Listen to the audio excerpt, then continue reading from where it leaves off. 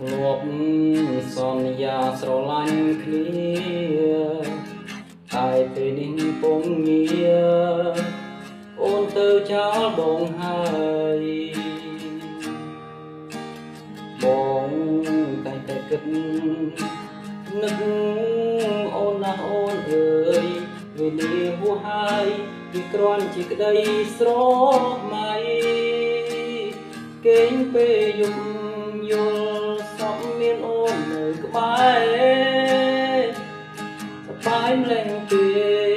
ព្រោះបាននៅក្បែរស្រីតែខ្ញុំលើងខ្លួនឬបងហើយនឹងស្រីហើយគ្នាហើយថ្ងៃរាប់រយថ្ងៃហើយនៅក្បែរគេតើអូនមានអារម្មណ៍យ៉ាងណាតែគេមើលថែឬធ្វើបាបចិត្តជីវ៉ាសូមប្រាំថាក្នុងចិន្តាបងនេះដូចបារ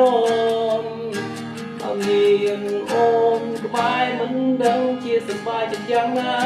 បងអាចមើលថែឲ្យក្នុងចិត្តជីវ៉ាតែពេលនេះអូនមិននៅក្បែរខ្លួនបង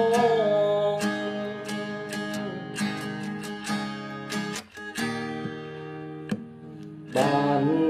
ត្រឹមលួចមើលអូនមានសេចក្តីសុខពេលនេះថ្ងៃមុខរូបបងសុំត្រឹមណាអូនតែ